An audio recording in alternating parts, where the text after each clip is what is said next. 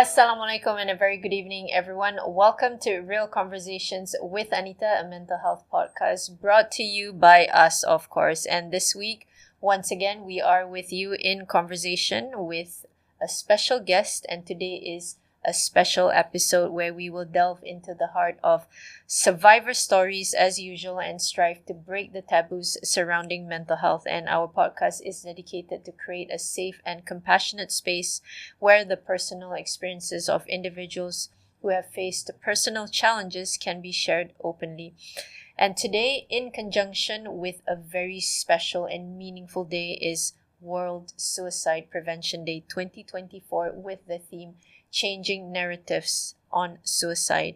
And we are deeply honored to welcome Encik Fuad Abdullah, alhamdulillah, who has graciously agreed to share his poignant story with us. And Encik Fuad's experiences with grief and his reflections on his son Noah's struggles with mental health, as we will soon witness, will be moving and insightful. So just as a caution, everyone, today's conversation, which we will touch on sensitive topics such as suicide and mental health challenges, which might be possibly triggering for some of you. So we encourage you to take care of yourself and do seek support if needed. And of course, being MIASA, you may also reach out to us to our 24/7 crisis help line number 1-800-1-800-66 or via our WhatsApp line at 0397656088 if you are indeed in need of emotional support. So Encik Fuad, thank you so much for being with us today. And before we begin, we would like to congratulate you on your book, Living with Grief, The Untold Story, which I have it here. Here it is, guys. And the Untold Story, which tells your story of loss, acceptance, love, and healing. So on behalf of Malaysians in Encik Fuad, we would like to thank you for really sharing your story, your profound courage in sharing this very difficult experience that you have gone through, deeply personal as well. And we hope that this powerful book, Living with Grief, The Untold Story, which will provide some strength, courage, and healing. And of course, a message of hope to those who are struggling and going through especially bereavement, inshallah. So, Encik Fuad, mungkin a little bit about yourself to begin with. Okay, Assalamualaikum. Waalaikumsalam warahmatullahi. And thank you, Puan Anita and MIASA, for inviting me. It is a very tough subject, tough interview, basically, compared to my line of work, which is in ICT. I can answer it without any notes or anything. So, I was born in KL, and my father was a policeman. After I was 5 years old, we moved to Kuantan, and then we moved back to KL. And then I further my study in the US for bachelor's and master's in computer science. I got married after that and worked in Sabah. And then we moved back to KL. That's where my career started in ICT. I have 3 children, daughter, son, and daughter.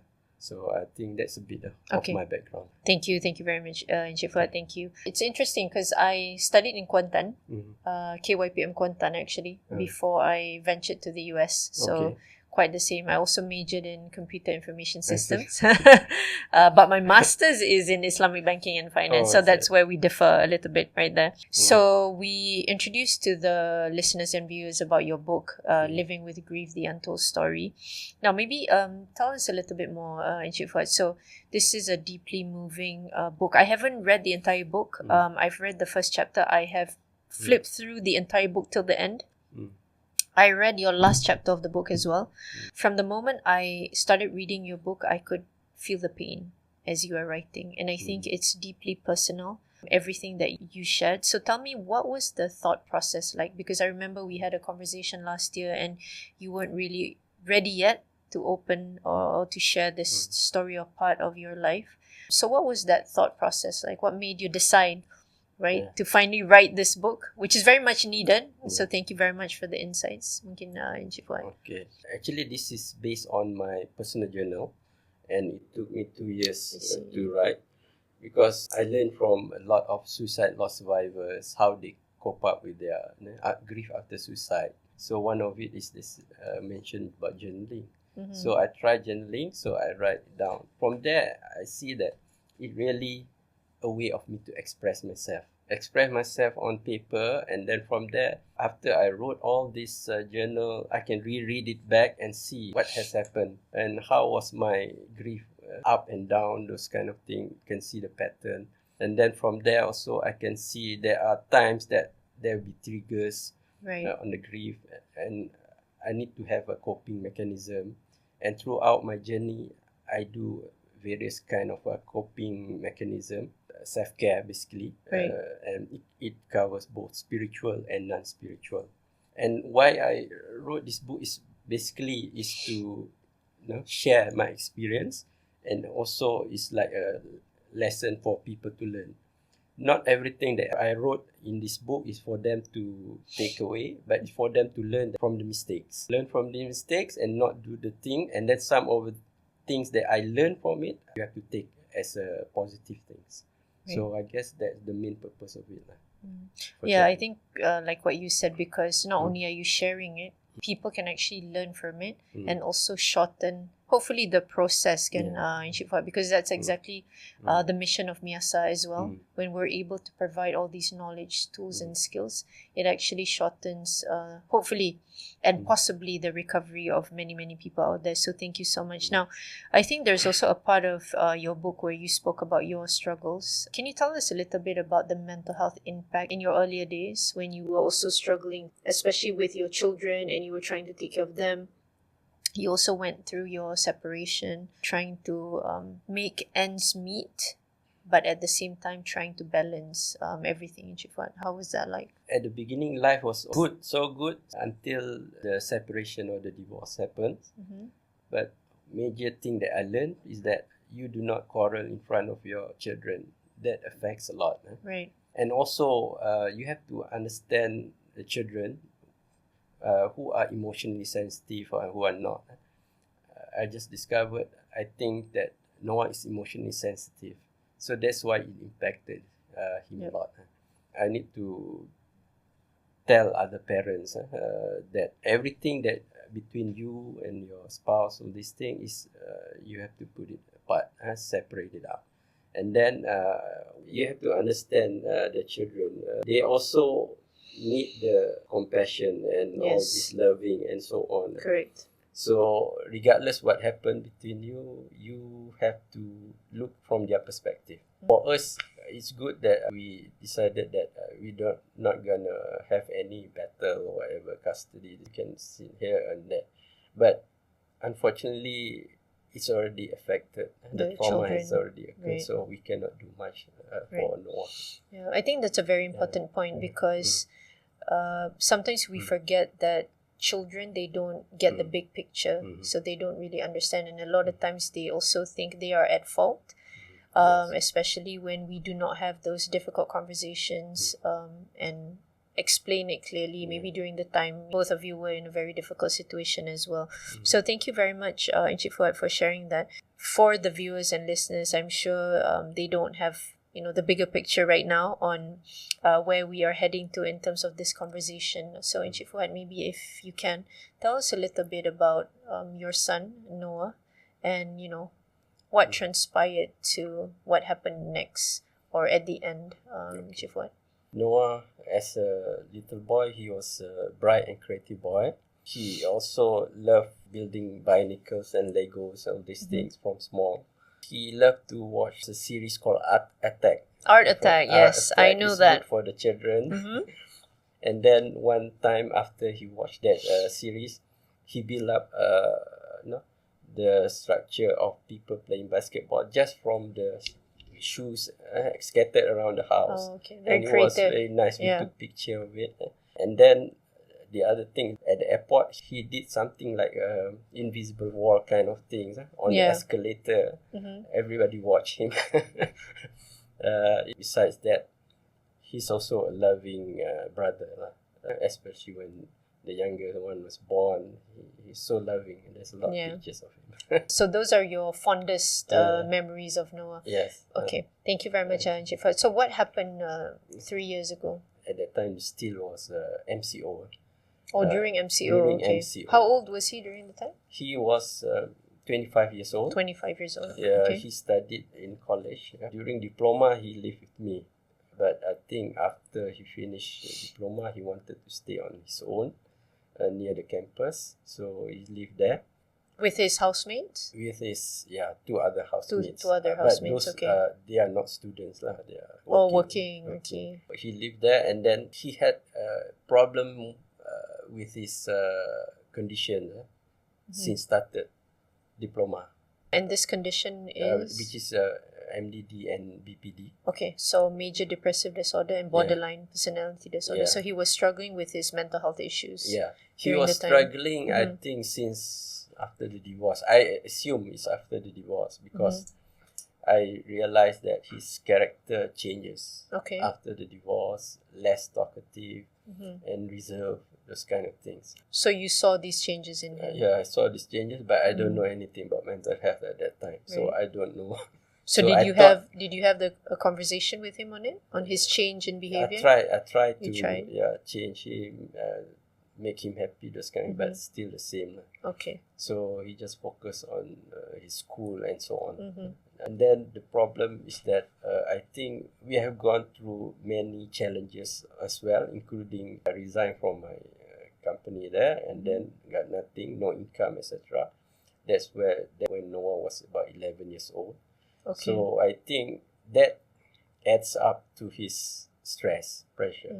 The divorce pressure, the financial pressure that we're having. I think he had to adapt of coming back home in an empty house. After a few years, he started to hang around his friend's house and come back only before Maghrib, because I come back around Maghrib. He had a lot of good friends in schools. That helps him a lot. I think he changes a bit, slightly better, less reserved. Alhamdulillah. And then things gets worse when he started studying architecture. He's good, he's creative in architecture, but probably in the first 1 or 2 semester, he don't know how the system of the marking assignment. He failed one subject, core subject. I think he was trying to adapt, right? Yeah, he was trying to adapt.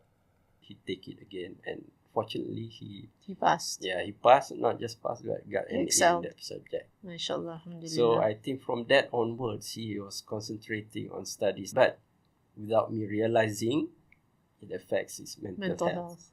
Actually, he was in the band after SPM. He was involved in a band. Does he play any instrument? Yeah, he's a lead guitarist. Oh, lead guitarist. Nice. And they have made a lot of videos and performance after SPM. But once he started diploma after the second year, he dropped it because he cannot take it. The study pressure and too much. That's where he managed to finish up his diploma, quite good result. And then he started his degree, and in April 2019, he was admitted to HKL and then was diagnosed as MDD BPD. So the HKL give him treatment and medication, all that. What led to his admission to the hospital? Because he self-harm. Okay. The hospital contacted the mom, and then the mom asked him whether he will inform me. He said he will inform me later, but he didn't inform me until he passed away. So he was trying to manage his BPD condition and study. He tried his best, and then he won the grant from the Balai Seni Negara for the Polyhedron project. Wow. He was happy with that. I'm happy and congratulated him also on that. But due to MCO, that project stopped. And he cannot do anything. I don't know whether that might be the cause of it, because in my book I have things that I ask why it happened. Polyhedron is one, and then missing class because of the BPD also, which nobody know, even the lecturer also don't know why he missed a class. There's a lot of issues during this degree program period. What happened is that he has his last counselling on August 18. Okay. Normally when he has his counselling, he meet the mom. They went together, counselling, and they had lunch. During the counselling, they said that he's improving. He no longer do self-harm. He's much better in that sense. No more substance or alcohol, this kind of thing. And close relationship with the mom, and he improving his grade. All those are good progress. Good progress. So during this time, he was living near the campus. Near the campus, but he was always in touch with the both of you. Yeah, we communicate through WhatsApp. Okay. But it's more the mom. What happened is that after August 18, then August 25th, the mom communicated with him. He did not respond as usual. So he just sent an emoticon. So the mom felt something weird. A bit, something's up. Yeah. And then in the evening, she still messaged him, but no reply. Okay. And then a few days after that, she tried to communicate with his friend, Noah's friend, and get the housemate and then see whether they can find out what's wrong. But the housemate didn't notice anything because he's playing music in the room. So it looks like he's okay. Everything's fine. Everything's fine. Yeah. Until one day the other housemate came back, feel something not right. They start calling the landlord, open the door. So that's what happened and found him on August 30th. I had to cross the border to see what happened. But we are not allowed to get close to him because of the COVID. We have to wait for the postmortem and so on. And then the next day only, the postmortem said that he died by suicide. So that was the lowest point I had to understand that he died by suicide. That's where I began my journey to understand why and what happened. Okay. So it's not a question of why me, because we have to trust in Allah land, Allah wisdom. But it's why it happened. I really don't understand. Right. I don't understand mental health. Don't understand how mental health can take his life on this thing. So it's a long journey doing research and so on. Right. Thank you very much, Encik Fuad. And again, we are really sorry for your loss. I know it's a lot to take in, everything that you just shared. And I know you summarized it because there's a lot from what I read in the book. And of course, I think it's also interesting that after everything that you went through, the whole journey, we can actually now see in retrospect how the build-up happened from everything that you just shared in just this couple of minutes. From living together, from your work experience to your separation, to Noah's interests, and then going to university, studying, and the failure of one subject, and then MCO happened, and then he was admitted to the hospital, diagnosed with MDD and BPD. And I think there's a lot of things that actually we can see the build-up that led to eventually that, but also maybe people around him, how sometimes we are not able to see these signs, or maybe it's not clear enough, or maybe the person who is struggling, they don't necessarily know how to articulate for whatever reasons it may be, Encik Fuad. And of course, me being a person with lived experience myself, and the many thousands of people who come to MIASA, it's a very difficult experience, the psychological pain, the emotional pain, and it's a very complex issue all in all. But I think, I am deeply appreciative and grateful that you wrote this book, because now we have insights from both sides, from the person struggling and from you who is trying to support. And like what you said, you didn't really know, you didn't have much insights during the time, didn't have an understanding of mental struggles. And exactly your question, how does a mental health struggle eventually lead to suicide in his case? And so this is something that we also want to discuss about. So thank you very much, Encik Fuad, for sharing that. And we will take a short break, and we will come back after this with Encik Fuad Abdullah, only in Real Conversations with Anita. We will be right back.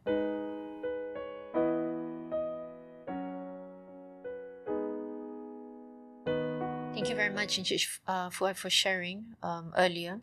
Now we want to talk a little bit about you then discovering about your son's mental health challenges. So you said when he was admitted to the hospital, he was then diagnosed with borderline personality disorder and also major depressive disorder. And during the time, you mentioned just now that you didn't have any prior knowledge to that, and of course didn't understand not only mental health challenges, but specifically those two conditions, which then led to the loss of Noah. So maybe Encik Fuad, now in retrospect, as you are going through that, writing your book, going through these journal inserts that you made, what have you learned today that you wish maybe you knew prior to that, or for other people to learn from that experience as well? What would you say? Okay, first of all, I think the subject of mental health is actually need to be taught somewhere, starting from school. Yes, from school, I agree. From school, and as well as the other is that this mental health also need to be taught in when people want to get married, there has course. Right. Induction. Betul. Induction also, so that they know that they can see if anything with their children and so on. I learned through research and by learning through videos as well as some books, right, to understand mental health. And then I even read, there's a DSM-5. Yes. Diagnostic Statistical Manual. For those of you who don't know, this is a manual that clinical psychiatrists, psychologists use to clinically assess people with mental health conditions. Yeah, I'm surprised that there's a lot of information. Yes, many hundreds of disorders. Even the one that you think is common, like learning, they cannot, stuttering and so on. Right. You thought it's common, but it's actually a disorder. That's correct. So that's what I learned. And then the thing is that to see, in terms of normal children compared to other children, starting from in their childhood. Right. Sometimes from childhood, maybe you think that it's common, but when they grow up, so probably that turns out to be a disorder. Yeah. That's why the education is still important for parents. Very crucial. I think it's always interesting to hear, especially right now when I'm in conversation with you as a suicide loss survivor, Encik Fuad. I was in Trieste, Italy, if I can share, in 2019, and I remember, although I was a panel speaker, there was a representative from NAMI, the National Alliance of Mental Illness, and she was sharing how she has a brother who lives with schizophrenia disorder, and she remembers that when they were young, she and her brother would play with friends, and every single time her brother would go up to the friends and say, I live with schizophrenia, I have schizophrenia. And one day she was so angry, she pulled her brother aside and she said, why do you have to tell people that you struggle with schizophrenia? It's none of their business. She was the one that got really, really mad.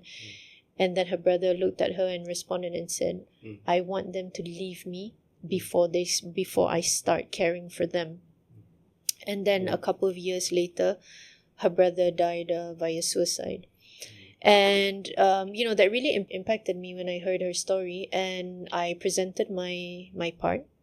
And when we were on break, we were standing outside. There was this one guy who approached me and he said, Anita, thank you so much for your presentation, so on and so forth. And he said, I am a volunteer for NAMI as well.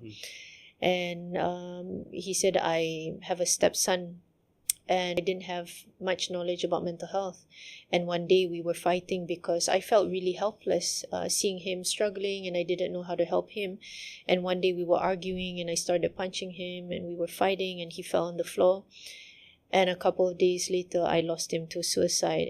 And he told me, he said, there is not one day that goes by that I don't regret with what I did and how I did not support him.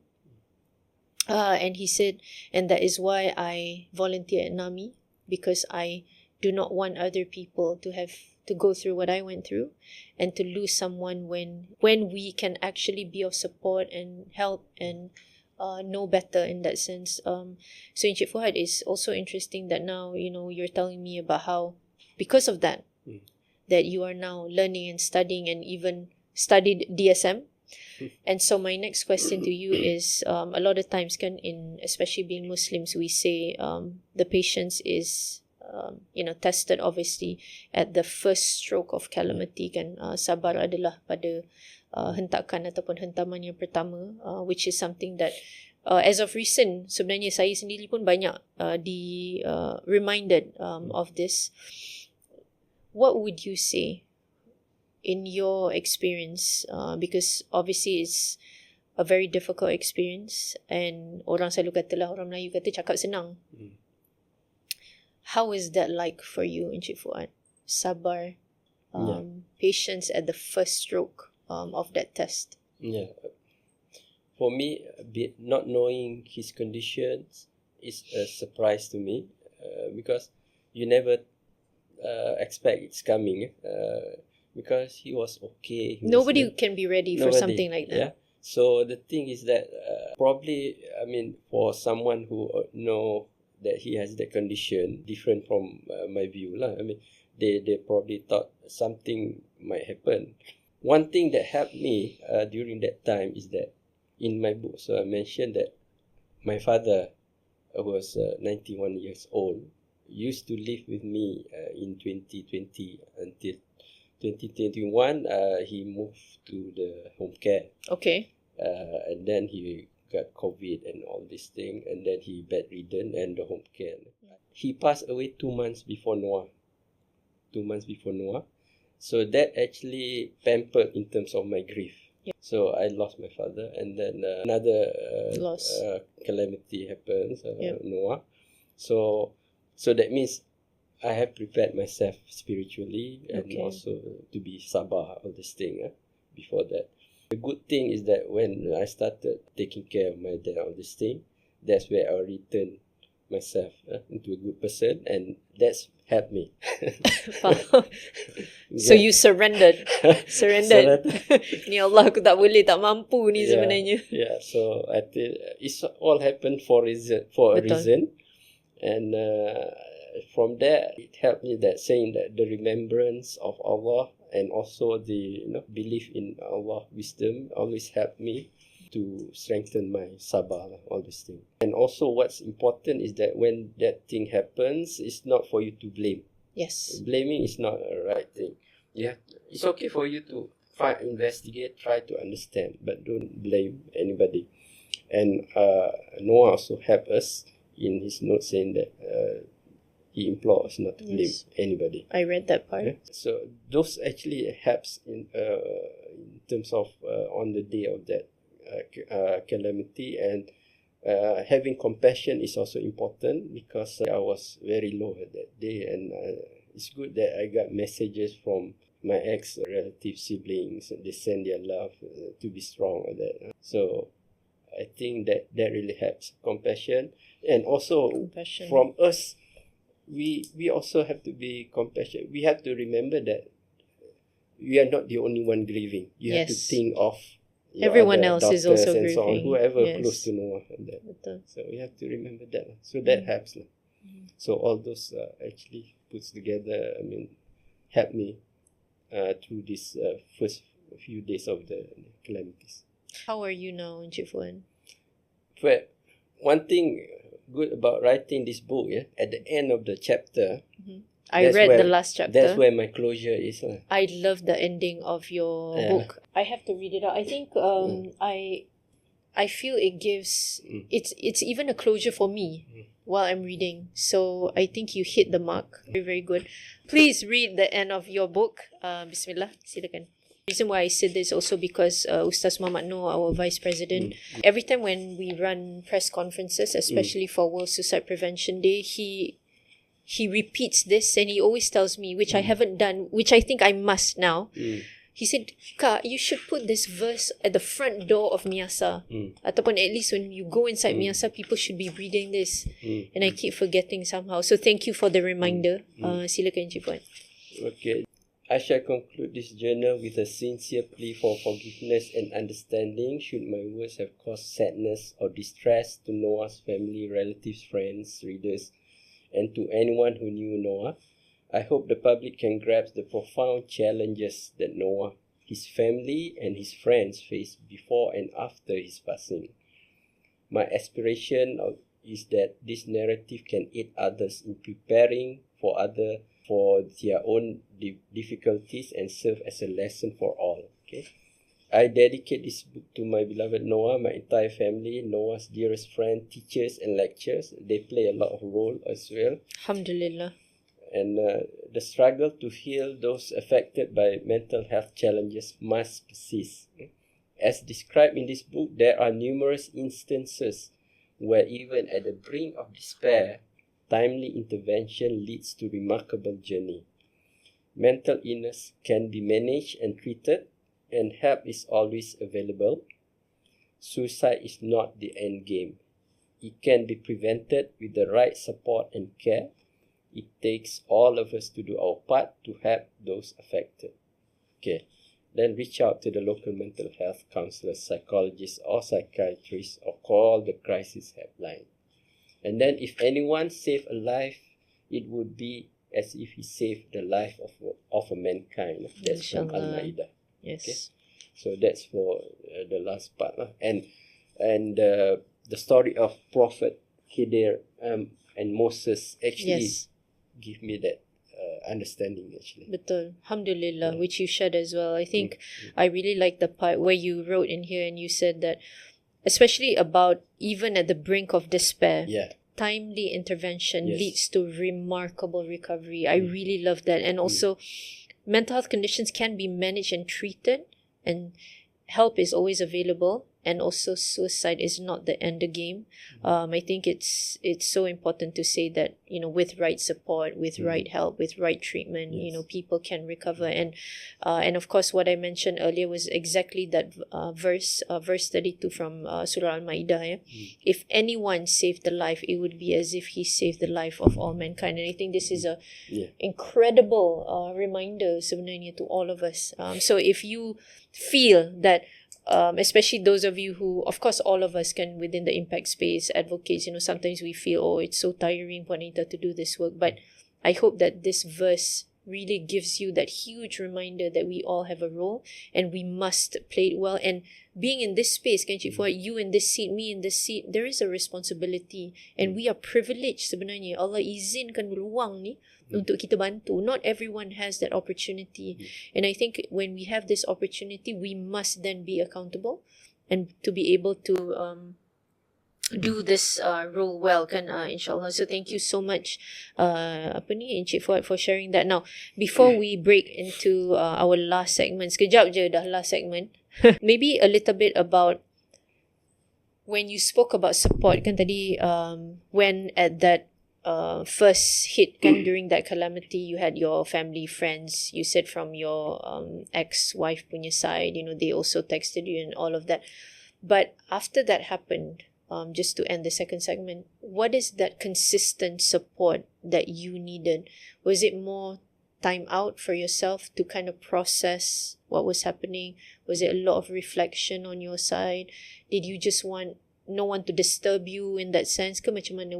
Because sometimes, and the reason why I ask this is because a lot of people ask us this question, because sometimes orang rasa awkward, they don't really know how to, I want to help, I want to support, but I don't know, is it too much? Do I just leave the person to, you know, macam mana, Encik Fuad? What is really needed when you are at that lowest point, I have to say, during the time?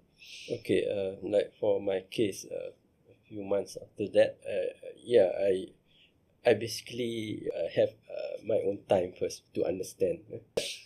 Also, my friend do communicate with me. I mean, ask if they need to talk, I need to talk or something. Even my brother, so I do that. But I don't know what to talk about because I'm still processing. Yes. I don't understand what happened. That's when I started doing research. I have to research in terms of, first, in order to understand, I have to research about mental health. Right. I have to study chronology of my son, what happened, all this thing. And then I have to also look at from the Islamic point of view. Betul. I try to match everything together. And then from there, at the end of it, then only I can put together saying that this is why Allah said this. And then from there, I also know this is why Noah acted that way. Noah become like that. Why Noah was so silent. Why he cannot sleep at night. Why he always play video game. And then why he goes into music, headbanging, etc. That for me to understand what actually happened in his life. Yeah. So from there, I understand that Then I started venture into other, like understanding MIASA and few others, what is available. Because I know that my son only go to HKL, but the important thing is that they need that holistic support. Betul. Not just medication, therapy, but Yeah. others. Betul. Peer support especially on this. Yes. So this is where we have to learn that regardless whatever religion you are, this support is important, and also medication and so on. Actually, well, I read somewhere also from one of the experts, medication doesn't have BPD, it's only have the MDD only. So if you treat the PPD, the MDD will go also. Faham. So, and I also know that there is a lot of therapy like DBT, which is not available in HKL. I don't know why they didn't give it. We don't have many who specialize in DBT. Okay. What was it that you were asking? About your support system, and what, when people are going through this at the first hit of calamity, what do they need from you? What do you need from them? Can they just approach you? Do they just leave you to grieve? What kind of support? I mean, being with you is good, but I think during that time it's still COVID, so there's no chance of just communicate through Zoom or that. But right now, yes, it's good to be with the person who is there, and also always asking them what they need. Okay. Check in, and then let them do their things, and because they have to understand what's happened on this. Allow them time to process. Process, and also they have to process their grief. They cannot suppress the grief. Some people they suppress the grief, and that it appears something else, manifest into something else. So what happened to me is that the last 2 years I just let it go. That Alhamdulillah. So then you need to do that. I think what else? I think that's about it for now. I can remember. Thank you very much for it. I think it's very helpful because a lot of times people want to help and support, but they don't necessarily know how. Even with mental health, people don't know how. So just imagine if someone were to lose, not just going through grief, but grief via something that is very, like you said, unexpected. Thank you very much, Encik Fuad. So we are going to take a short break, and we will come back here in Real Conversations with Anita, with Encik Fuad Abdullah, talking about his experience living with grief. We'll be right back, everyone.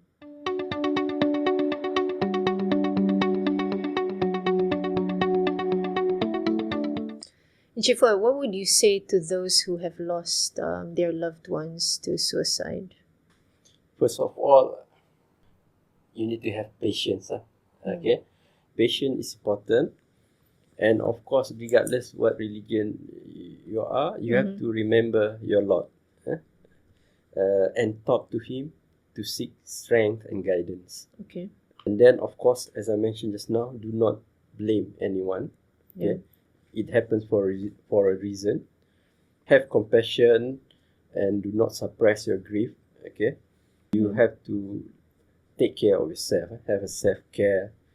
You need to understand your grief as well as the coping mechanisms. Right. And then if you like journaling, like me, you can do journaling. Okay, that will help actually to process. As a suicide loss survivor, you have to understand what happened. And the understanding process is something it's not simple. It may take months or years understanding. So you have to do research on the mental illness. You have to do your psychological forensic, they call it, to write a narrative, because you don't want people to know your son is the person that died by suicide only. You have to tell them his story, tell them how he was, what is he like, and so on, the narrative, so that they know, they can understand, see why it leads, like what you said, leads to that.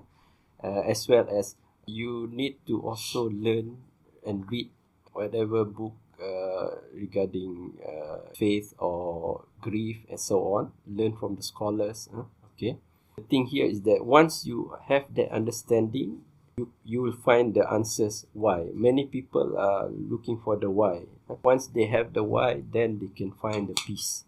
Okay? I like And that. also do not give up. Do not give up in terms of finding the answers, as well as do not give up in terms of do good things for your child or your kid. Your loved ones wants you to carry on. You have to move forward, and as well as you need to understand that you are there to do good deeds for him, for your child, on their behalf. So, and also, if you can, it is for you to share your story and help others. This is something that nobody wants to go through.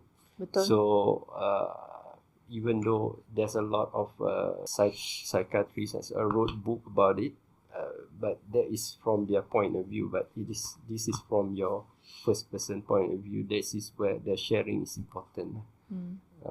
You understand what happened. So I think that's basically what I can tell. Thank you very much, Encik Fuad. I think you just wrapped the session. That's a lot that you just shared, especially when you said, first of all, at the first stroke of the calamity is be patient, and then remember your Lord. Like you said, whatever religion or faith the person has, and I think very important your point as well, not to blame. Trust in the wisdom of Allah subhanahu wa ta'ala, and also to have compassion and don't suppress your grief. I think this is also very important, because when you suppress your grief, and then maybe you might use some other negative coping mechanisms, and then of course taking care of yourself, learn good coping or effective coping mechanisms, like in your case journaling, which then through journaling now you have produced a book, alhamdulillah. And also a very profound point is to understand what has happened, and I think this was a long process for you as well. Like you said, it may take a while in doing all the forensic research, but I also like how you end that with, when you find the why, that is also how you find the peace, and also not to give up in that process. And a very good point is also your loved ones want you to move on, want you to carry on. I think that is so important, because sometimes when it happens, we stop living as well. And it goes back to that full circle of you saying trust in the wisdom of Allah subhanahu wa ta'ala, and stay strong and do good things, help other people. And when we're ready to share our story, so you ended with that. So thank you so much, Encik Fuad. I think that is so helpful, and really summarizing what you have done in that process of learning about Noah's death, and the aftermath, and what you have done and what has helped you as well. So maybe just to end this session, Encik Fuad, thank you so much for everything, for sharing, for being vulnerable. Now with your book, as you reflect on your experiences and messages, so there's a lot in your book that you wrote and you shared. What do you hope that people can take away from this book when they're reading it? Okay, the key takeaway, basically, of course, this book is written on the first-hand experience. Right. So I reflect my experiences in this book, and what I want to tell is that grief can feel isolating, and I hope that the story tells other people that healing is possible. Okay. Even at the deepest loss. The importance of mental health, whereby, as I mentioned earlier, everybody should learn from beginning, either in school or before they get married or that. I'd like to highlight that there is a dangers of silence. You have to break the silence. Silence means from both parties. One is silence from the survivor. If you don't tell other people how your son died or this thing, they wouldn't know that about mental health. Betul. So you have to tell them, because maybe it's okay, 1 year or 2 years you didn't keep quiet, it's okay, but after that you have to let them know and share the experience. So the silence, that is from the point of view of survivor. The other one is from the person himself, like Noah. He was silent. He did not, nobody know, his friends doesn't know except the mom, after the HKL incident. That's all. So the rest doesn't know about it. The lecturer doesn't know. So Correct. people cannot help you if you are in silence. And then the thing is that you need to go out to get help. So if you don't start talking, especially to the close one, to the loved one of this thing, then the illness will get overwhelmed. Yes. So that's why. And also the need of compassion is important towards others and towards yourself, the grieving party. So you need to have compassion. And then when you want to understand the whole situation, you have to know that it's okay not to have all the answers. As long as you can manage to understand the overall, and then you can have your own closure, that's good enough. Yeah, no need to have to go down and deep down. We might not find the answer. And then healing takes time. Also, trust that even in the darkest moment, there is light. There is hope. And also, lastly, is that we have to accept that whatever happens, we must trust in the higher plan, the divine plan. What's Allah wisdom of that? Must be a reason. And with every hardship comes ease. Betul. Every hardship comes ease. And also, I want this book to serve as a reminder that grief doesn't define us. Our resilience does. Okay. I'm out of paper, so I'm glad that was the last thing. No, just kidding. Thank you so much, Encik Fuad. There was so much jewels that you just shared here. And I think from grief feels isolating to healing is possible at the deepest loss, and it takes time. And it's okay to not be okay. It's okay to not have all the answers, and need of compassion towards others and yourself. And I think one of the things that you also mentioned that is a lot in the work that we do is the danger of silence. And I think this is also a lot what we see happens sebenarnya, Encik Fuad, especially within families. Kita masyarakat Melayu ni, I think is quite typical. Yeah, we don't really talk about emotions. We don't really talk about feelings.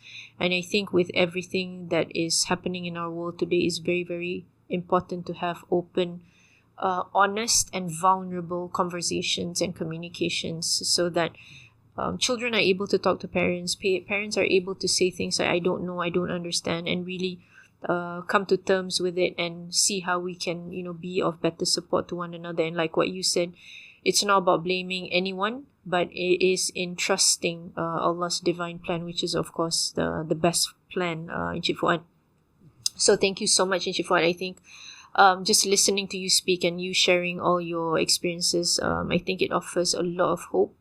And also understanding to a lot of people out there. And I feel it's such a powerful testament to the strength that you have in comforting, your own pain and struggles, and to be able to share it openly.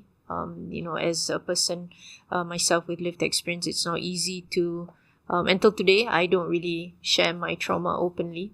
So to be able to hear you sharing this very difficult journey and experience is really humbling for me to hear, and also I'm very and deeply grateful, as I'm sure many of them, especially who have lost loved ones to suicide, and of course those who are currently struggling with suicidal tendencies, mental health conditions, and whatever struggles. So may Allah subhanahu wa ta'ala reward you. May Allah provide you complete shifa and healing, not just for you but for your entire family and those who have been affected by Noah's loss, and of course for Noah to be resting in peace, closest to the people that he loves, and for all of us to meet one day in Jannatul Firdaus, inshallah. Ameen. May Allah subhanahu wa ta'ala accept all our efforts and accept him, inshallah. So thank you once again, Encik Fuad, for being with us in Real Conversations with Anita. And for those of you who are interested, you can also purchase this book online, Living with Grief, The Untold Story, written by Encik Fuad Abdullah, who is with us today, who just finished sharing his experience with his loss of his beloved son, Noah. Thank you very much, Encik Fuad, once again. And thank you so much, everyone, for tuning in Real Conversations with Anita. For those of you who might feel a little bit, maybe, because it's a very heavy topic that we were discussing, that you take care of yourself and reach out for the help. So once again, let me just share our helpline number with you. Our 24/7 crisis helpline number is 1-800-1-800-66, and our crisis WhatsApp line, which is 24/7 as well, is 0397656088. Thank you so much, everyone, and please take care of each other. I end this with wabillahi taufiq wal hidayah. Wassalamualaikum warahmatullahi ta'ala wabarakatuh. Thank you. Join us for Real Conversations with Anita, where mental health matters, brought to you by MIASA Malaysia.